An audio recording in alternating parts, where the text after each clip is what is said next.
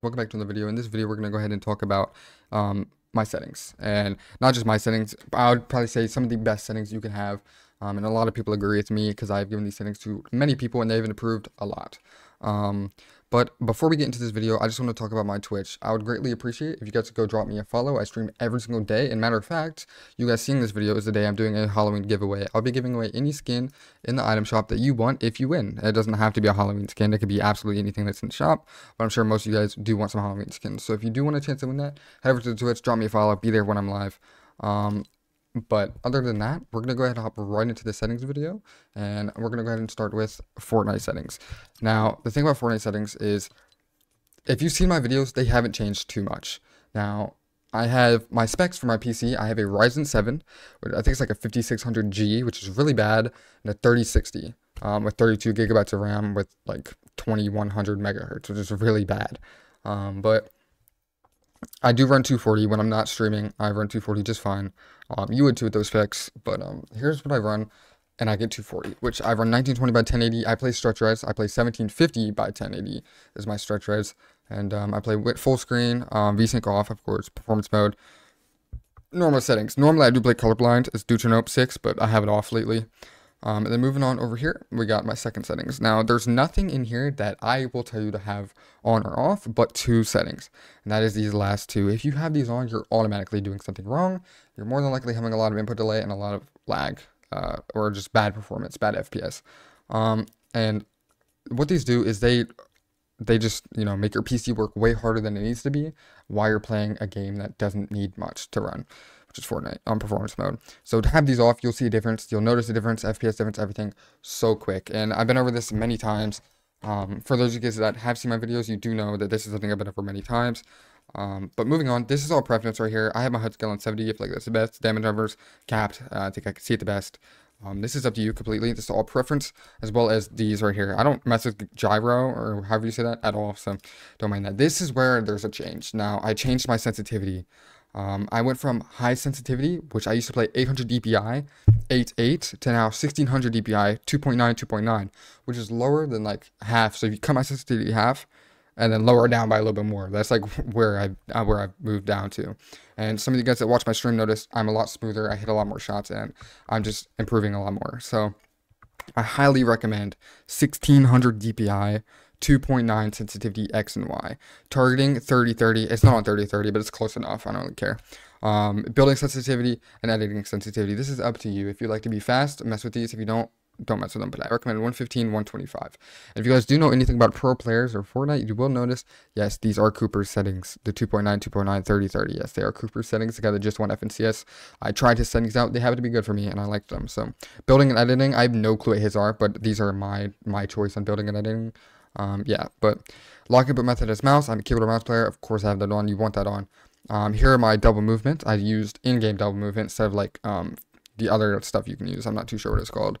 But yeah, there we go. Moving on, my audio settings. This is what I normally play. I feel like too much audio. It's like kind of hard to, I don't know, it's just a little difficult. But in tournaments, usually I cap it. I can hear crouch walking usually.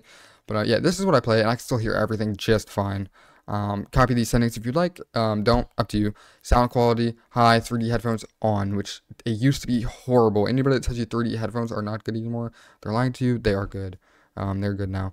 So I recommend that. This is all default input. Usually I'd have my mic on, which is my HyperX, which I can just apply, but it doesn't really matter.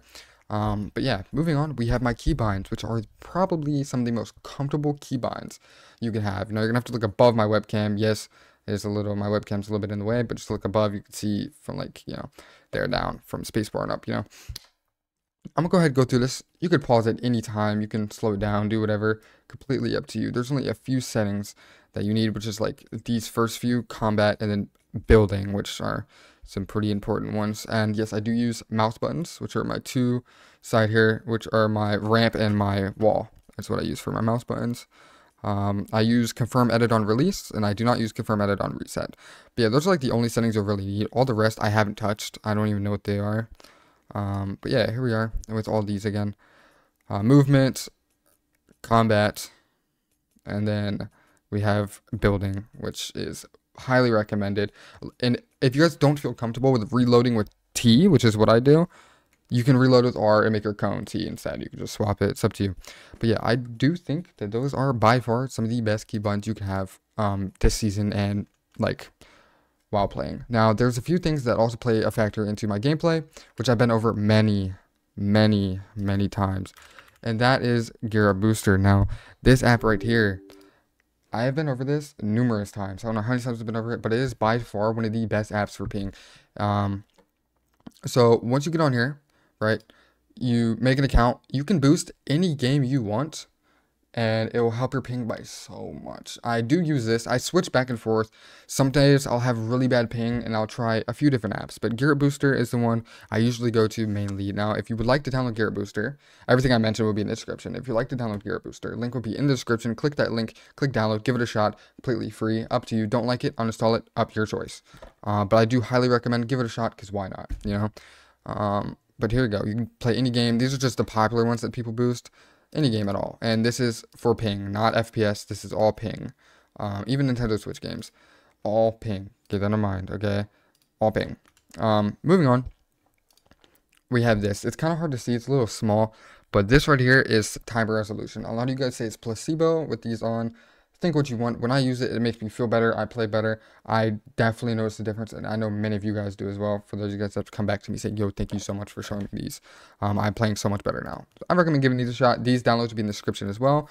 If you don't know how to do it, join the Discord in the description. There's a lot of stuff in the description. I'm sorry. Join the Discord in the description, or just come to the Twitch that I plugged in the beginning of the stream. Also, another huge one is filter keys.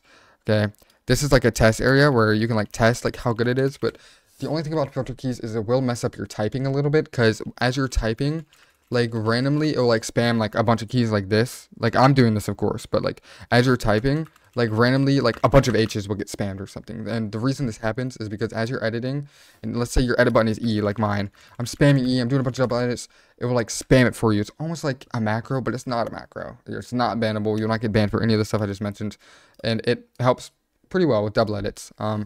But other than that, those are by far some of the best settings you can have this season. And yes, this season is over, and I do think that these will continue to be some of the best settings you could have going into the new season, which if you guys would like the battle pass, I'm doing a giveaway on my Twitch. So meet me there. If you guys would like to say hey, drop me a follow, support the stream a little bit, whatever you want to do. I'll get you guys in the giveaway. Anyways, thank you guys so much for watching the video. If you did like, make sure you like, subscribe, share it to your friends if you want to help them out. Let me know what you liked about the video, if anything helped you, and make sure you check out some other videos. There'll be a few popping up on the screen here soon. But anyways, thank you guys so much for watching, and I'll catch you guys in the next video.